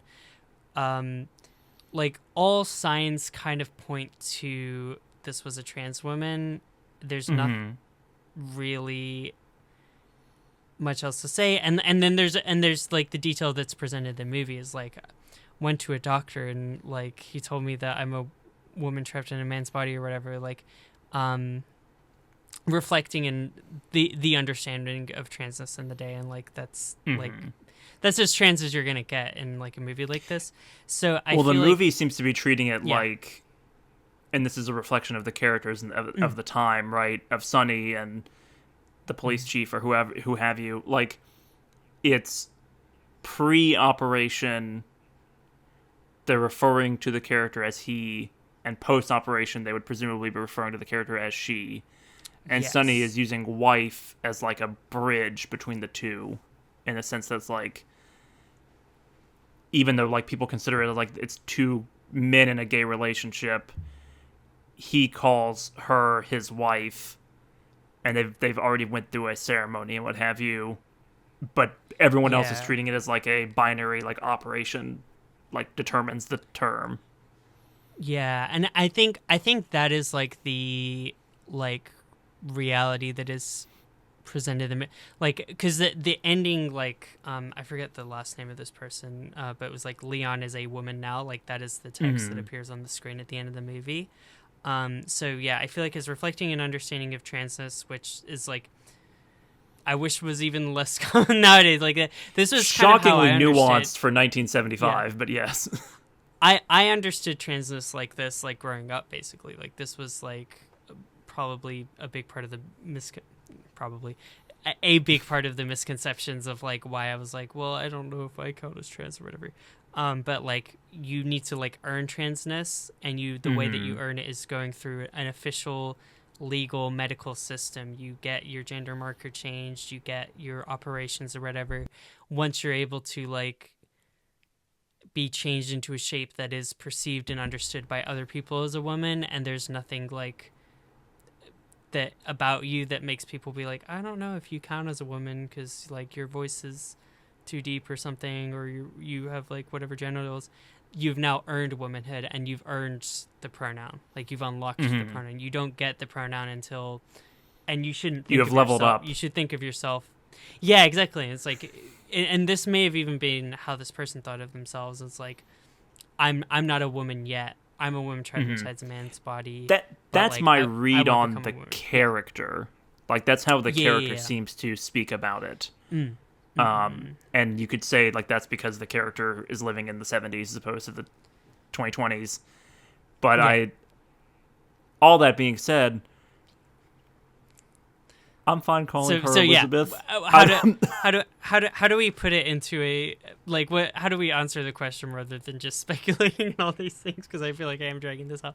I don't think there's an answer to it. I mean, it's a person we don't know, and it's a portrayal of a character, and we don't know the intention of the script or the director or who have you, or the actor, because it was played by, I believe, a actor who uses male pronouns.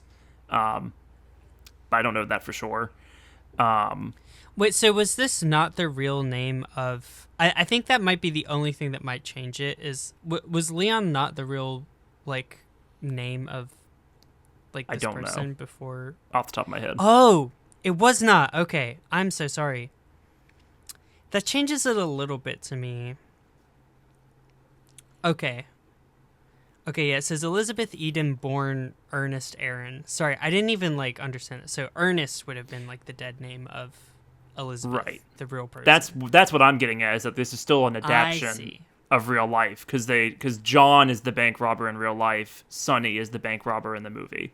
That's like what I was getting at earlier, and so that's why to me it's like there's even another level of abstraction there, right? Because we're talking about like fictional characters based on real people, and then we're trying to apply those real people's identity to those fictional characters.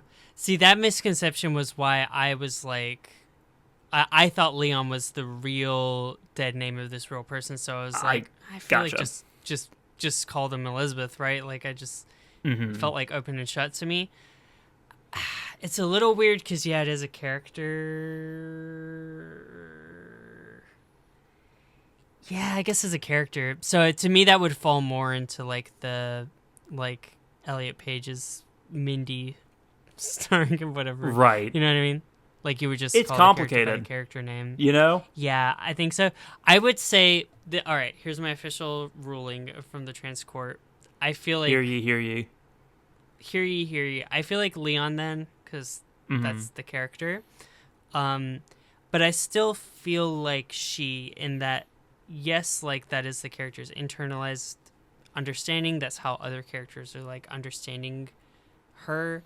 But I just, like, it's hard for me to call someone he just because they're pre-transition, I guess. Like, even though that's not even what if the they're doing. even if the character is doing that. Yeah, like I would not be surprised if that character, if you time machine that character to the future and was like, oh yeah, we like call like the, because it's getting into like the motivation of why you gender trans people the way you do, like pre-transition. Right. I think you're familiar with this, like you knew me pre-transition. It's like when you start calling someone her or and girl and whatever, like before they transition, you're kind of making it a lot more comfortable and letting them get used to it and letting them feel like, oh, I'm not defined necessarily by like the external, like you can understand and appreciate me in this certain way. Well, and we can cut this if you prefer, but yeah, when you were transitioning, there was a period where you used they them, a brief period, right, as like almost like a stepping stone towards like the she pronoun, right? Yeah, I it was more of a like I think I just wasn't ready to commit. Right. That's I mean that was like more my thing. But I identified as gender fluid because I'm like, maybe that's what it is. But I was like, yeah, I use any pronouns. But I think that was also part of like exploration and like helping me figure it out, because then I was like, you can use any pronouns, and then I found like, oh, when people you were making say a pretty he to me, it really big decision at that point. Yeah, I was like, when people say he, him to me, it's pissing me off.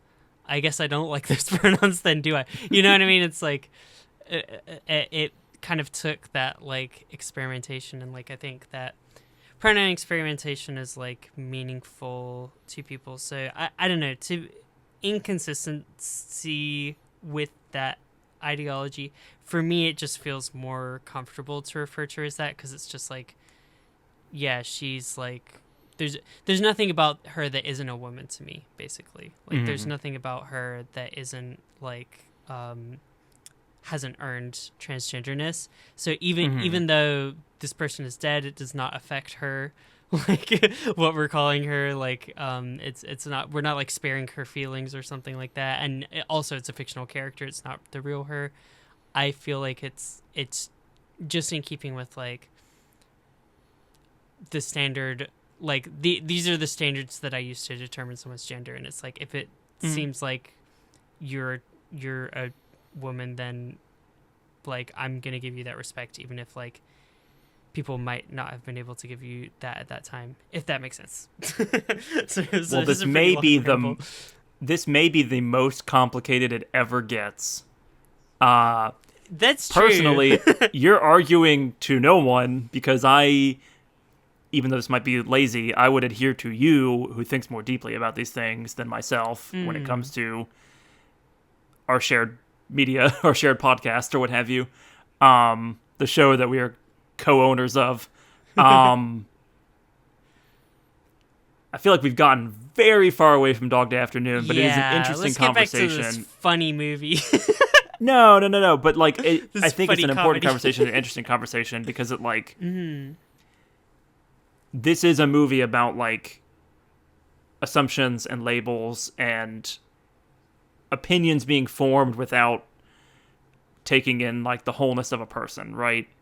More so on the Sunny side, but also with Elizabeth and Sal and the chief and the FBI agent and everybody else. Like it's all tied together. I have a fun tidbit for you. Okay.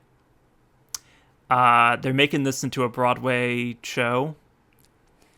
And I don't know who they're playing, but the two actors who are cast in it, and I think it starts next year, are John Bernthal, who is Mikey from The Bear and Shane from The Walking Dead, and also just very good character actor, and Evan Moss-Bachrach, from cousin from The Bear, are going to be presumably Sal and Sonny. But I think that's like incredible casting for a modern version of this. Get Sophia, whatever her name from Amelia Perez, into this performance and get her on the billing. I'm Carla, Sophia, whatever.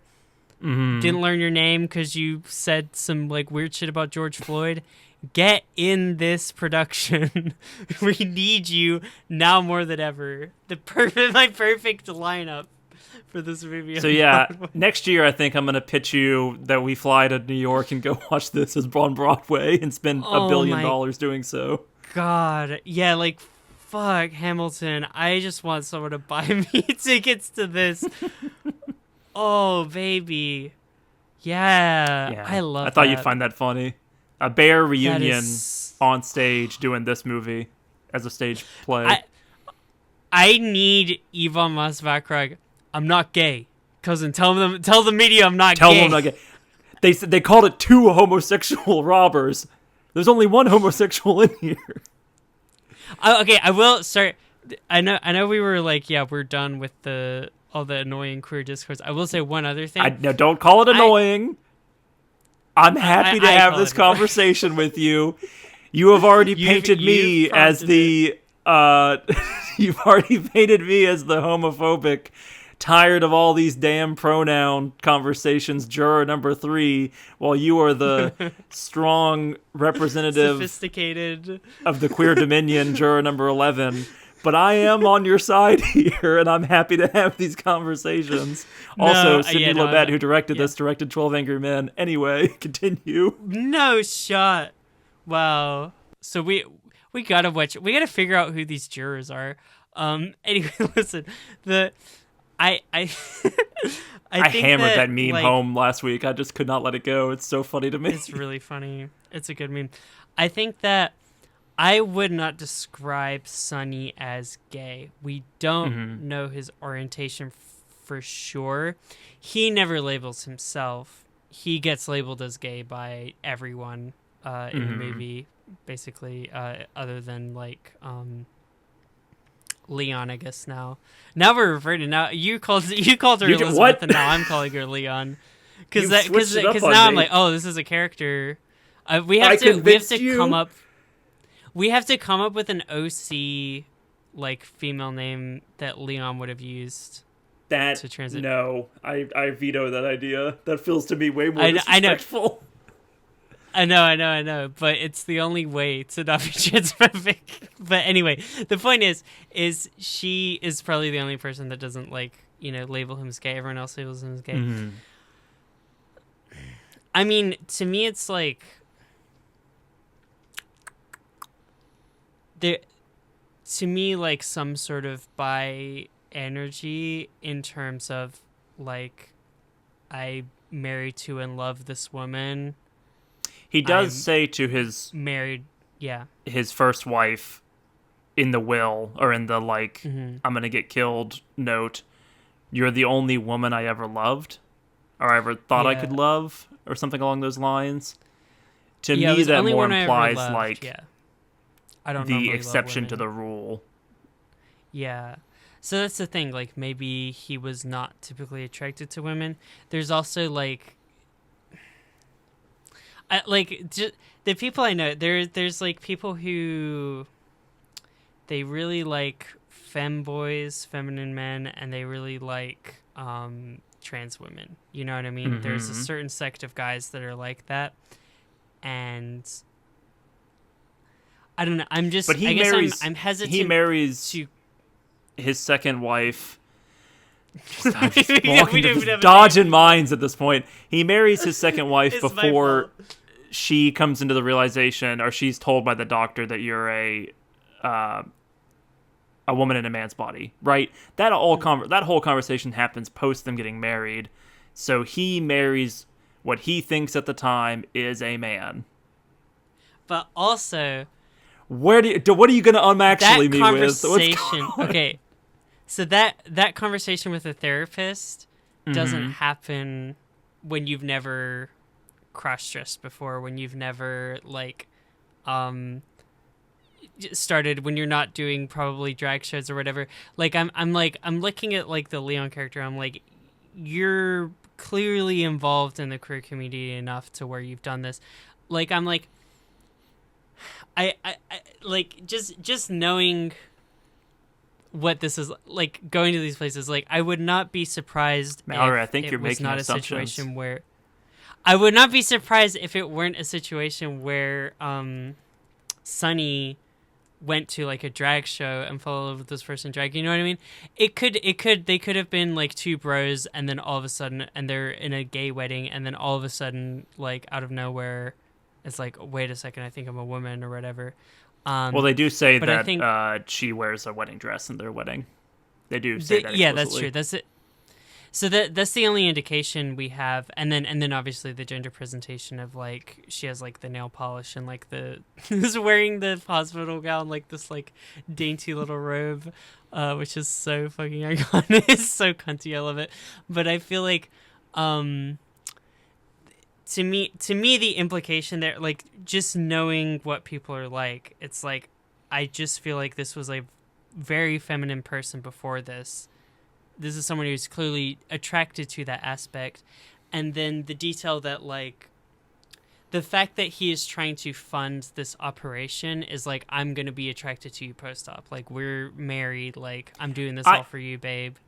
I think like, he's attracted to her pre-op as well, though. They get married. I mean, yes, I think it's more yes.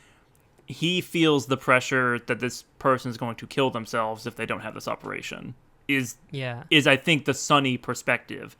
Now, just throwing this out there, maybe having a rational, reasonable conversation with your partner before you rob a bank would be a good idea.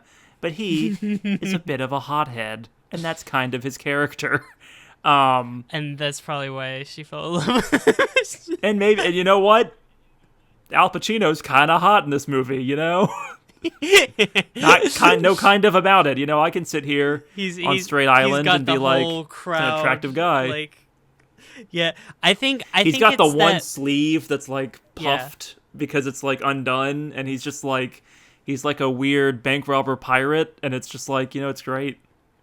Yeah, I think we're making arguments a little bit at cross points. I'm not trying to argue that he's not into men, that he's not okay with sleeping with men, that he's not like, because like evidently that's like not true, like that's shown in the movie. I'm just making the argument that he is attracted to women. To me, if you are like attracted to, happy in a relationship with a post-op trans woman, like there's like, you know, there's zero ambiguity of anything about that. Like, you like women. That is kind of so I'm not thinking about the future. I'm thinking of the past with the wife who's potentially a beard or what have you. That's where I'm coming at it from, but that's a good point that I hadn't even considered. That he's like, but I think that he potentially isn't even thinking that far ahead. Like, I have to do this so this person stays in my life, but he doesn't go maybe, but I'm not going the step further. Maybe he does, but I think it's to his character that he wouldn't think beyond that. Like, get the operation and then everything's solved is kind of the mentality that I get from this character, from Sonny, as opposed to like, but what about when the operation happens? Are you still happy about the relationship? I don't think he's thought that far ahead. I'm just trying to stop you from killing yourself, basically. Like, I'm trying to solve the immediate problem, is I think how he's treating it. Yeah. I see. I mean, I could totally see that. I think that's a valid take. It's, like, not necessarily about, love. I think I saw him as kind of, like, having this teenage romantic side to him of being, like, I'm doing it all for you, babe. Like, this is how I saw it. Like, there's almost that edge to him. And, like, it's so telling to me, the fact that, like, he got paid for the movie and, used the money to fund her, like, sex change operation, and then, like, she still married someone else. I didn't know that happened in real life. I didn't realize that. Yeah, that was the real life story. Is, like, he got paid like $7,500 for his, like, the use of his likeness in the movie, and then gave the money to her, and then she got her operation in the end. Really sweet, really sweet story. But also, I did see like something she married in the someone else that, like, he's crazy and in jail. Right. Well, he only served 5 years, which is crazy. Oh, really? I thought that was, and then there was a note in the research that was like, and he would visit her monthly in New York, and I'm like, oh, they stayed, if not together, like friends, and it's like, that's sweet. And then he went to jail 2 more times, and I'm like, okay, like, you just can't help yourself, can you, Sonny? Can you, John? Yeah. Do you? So we're over 2 hours for like the 4th week in a row. Do you have anything else to say about Dog Day Afternoon? And before you say anything, thank you, whoever has managed to make it this far into the podcast. We here at the Nobody Leaves podcast like to get in the weeds about things. Maybe too much. It's our show, and I'm fine with it. But I do, like, for hard drive space purposes, we need to, like, start to wrap it up. Yeah. Man, I got too excited. I think I'll be honest, I think we did a good job of not bringing up these. I was a little worried, like, oh, we didn't do the name and pronoun clarification earlier. I think we did in the right order. I'm glad that we got. And then we did for 40 minutes at the end of the show. Yeah, I'm glad we got to spend our time gushing about how good this movie is, just as a regular movie without all the queer labels on it.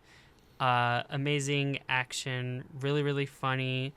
The best part of the movie is when the women all start saying fuck after like every male character trying so hard not to cuss. They all apologize to them every single time, and they all say fuck. And the one, she says, I'm Christian and my ears aren't garbage cans is so iconic.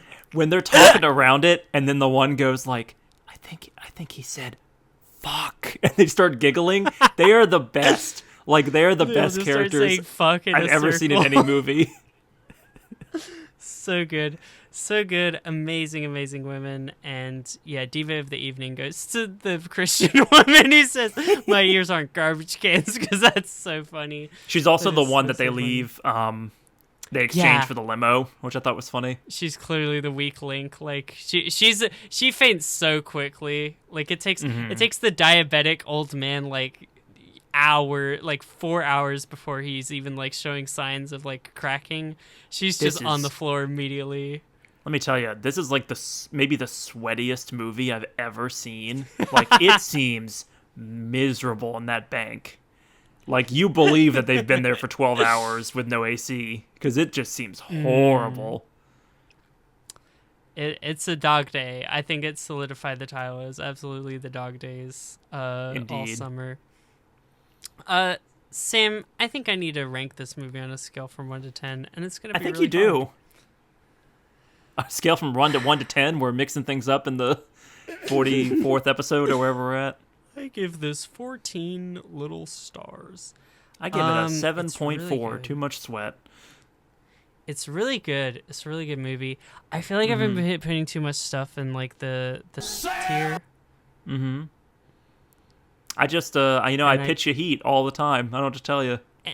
Just 90. And I can't. Oh, sorry. I thought you were can't gonna stop, baby. I cannot stop. I can never say that this is worse than Chainsaw Man. This is better than Chainsaw Man. This is better than Dun Dun Dun. I love this flick, Sam. I love this I'm so flick. happy. This is a good movie. It made me really happy. I enjoyed myself watching it. I'm glad. I was blown away when I saw it a few months ago. I was like, this is one of the best movies I've ever seen in my life. This is my first year with Letterboxd. I need to get some practice ranking things for this podcast. And I think this is one of my only 5-star films so far. Wow. And it's deserving. It's really good. It's really cool. Shout out the gay community. Shout out bank robbing. Shout out Dunkachino, you know. Shout out Elizabeth Eden. Rest in power. She died of AIDS, but the fact that she lived to age 40 made me really happy, even though that is still way too young, and it's very tragic. And it's sad that we lost this whole generation of people that would have been like our elders, you know. But do you want to talk about AIDS now? What are we gonna get into? I'm just shouting out Elizabeth Eden. I agree. Amazing legacy. Thanks for being in this movie. Thanks for living the life you did so that people would make a movie about it, and then I would see it and feel happy in 2025. Yeah. Yeah. I don't know what you mean by that. I'm robbing a bank because they got money here. That's why I'm robbing it. So Mallory, I pitched you one of the best movies ever made, and it appealed to your interests, my interests. You know, really put a lot of thought into my pitch. What do you got for me? Shark Boy and Lava Girl. No. Really? Stop me. Stop try and stop me. Try and talk me out of it. Why? Out of curiosity. It's a good movie. I just want to watch Shark Boy and Lava Girl this week, man. Is this an actual pitch, or are you fucking with me? What are we talking about here? We're well over 2 hours, so you have a very short amount of time to convince me to pitch anything else, because I was like, just midweek, I was like, I want to watch Shark Boy and Lava Girl. So that's where I'm at with the pitch. Well, do you think you can talk about Shark Boy and Lava Girl for 2 hours? And don't answer yes automatically. Oh, honey. Easily. We could do that YouTube video I was mentioning. The like. I would much YouTube rather do video that. Interpretive. I know. It's like really good. Or. But why should we? Because we could talk about Shark Boy and Lava Girl. High and low, you know. I have already pitched you. I just as feel like the we've been watching too Zoomer much millennial. good stuff lately. I feel like we've You watched want me too to much get- good stuff, and Yeah, what's wrong with that? What's wrong with watching good things? There's a lot of good things out there. it gets kind of tiring because I'm just sitting here being like, yeah, and I have this like nuanced opinion, I have that nuanced opinion, and like sometimes I just want to be like, oh, it's funny when you say shark and it's funny. Shark Boy, Lava Girl. The dream song, dream, dream, dream, close your eyes, shut your head, dream, dream, dream, Just dream, fucking dream. shoot me. All right, let's do it. Shark Boy and Lava Girl! Woo! Yes! Yes. Happy Pride. Happy Pride to the two genders. Happy November. Until next week. There are have two a wolves inside of you, a shark boy and a lava girl. We're done. Spook. See you have a next week. spooky week.